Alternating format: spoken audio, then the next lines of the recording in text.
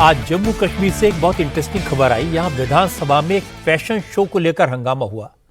असल में गुलबर्ग में एक फैशन शो हुआ जिसको लेकर विपक्ष ने सवाल उठाए।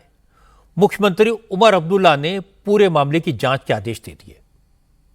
7 मार्च को गुलबर्ग की बर्फीली वादियों में एक फैशन शो ऑर्गेनाइज किया गया था जिसमें स्की वेयर कलेक्शन के साथ मॉडल्स ने बर्फ पर रैंप वॉक किया।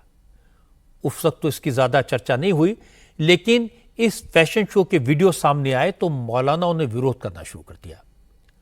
हुर्रियत के चेयरमैन मीरवाइज उमर फारूक ने ट्विटर पर लिखा कि रमजान के पवित्र महीने में गुलबर्ग में एक अश्लील फैशन शो आयोजित किया गया, इसे कैसे बर्दाश्त किया जा सकता है। और इसके बाद असेंबली में पीडीपी के नेताओं ने इशू को उठाया, कहा कि रमजान के महीने में जुमे के दिन जम्मू कश्मीर में फैशन शो के नाम पर अश्लीलता की गई और सरकार खामोश बैठी है।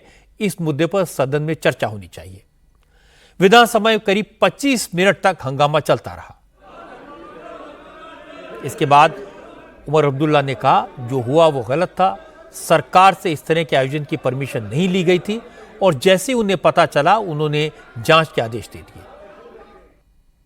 जिन लोगों ने उस फैशन शो को ऑर्गेनाइज किया था उन्होंने अपने अकल का इस्तेमाल नहीं किया। उन्होंने लोगों के जज्बात के बारे में नहीं सोचा। उन्होंने इस बारे में नहीं सोचा कि वो कहां पे कर रहे हैं और किस वक्त में कर रहे हैं। कुछ लोगों ने ये कहा कि रमजान के पाक महीने में ये नहीं होना चाहिए था।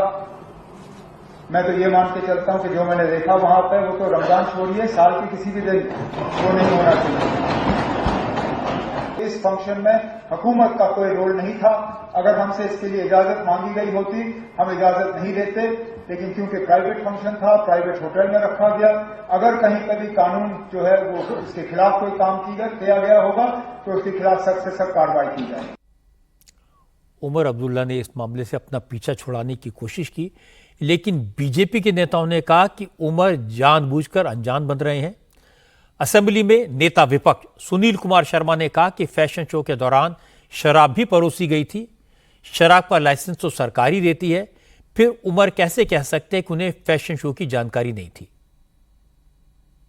ऐसा हो ही नहीं सकता कि उमर अब्दुल्ला साहब को पता ना हो। उमर अब्दुल्ला साहब के नज़दीकी रिश्तेदारों का नीडूज होटल है। ऐसा माने तो उमर अब्दुल्ला साहब का ही होटल है, बहुत नज़दीकी रिश्तेदार है।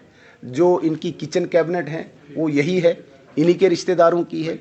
और जिस गुलमर्ग में उमर अब्दुल्ला साहब मुझे लगता है कि हफ्ते में एक चक्कर लगाते हैं घूमने के लिए, अपने शौक पूरे करने के लिए, कभी स्कीइंग, कभी गॉगल लगा के आनंद लेने के लिए, ऐसा कैसे हो सकता है। अब उन पे बात उठी तो वो उनने पल्ला झाड़ दिया। नहीं, ये उनको ये करना चाहिए था कि ये रिश्तेदार मेरे नहीं है। पहले इंक्वायरी रिश्तेदारों पे हो। दूसरी, जो शराब का सेवन वहाँ पे हुआ है, ये शराब देने की short term license Omar Abdullah साहब के एक्साइज डिपार्टमेंट की है।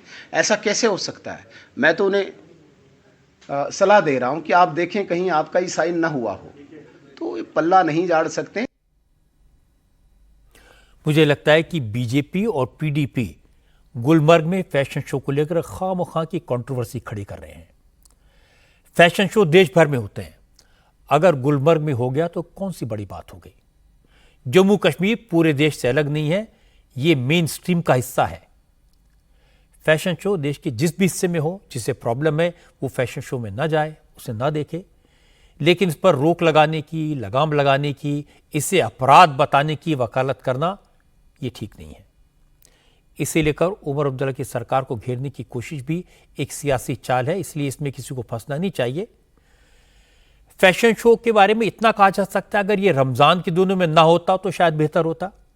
लेकिन जो ऑर्गेनाइजर्स हैं उन्होंने माफी मांग ली है, जिनकी भावनाएं आहत हुई हैं उनसे माफी मांगी है, तो यह मामला यहीं खत्म हो जाए तो अच्छा होगा।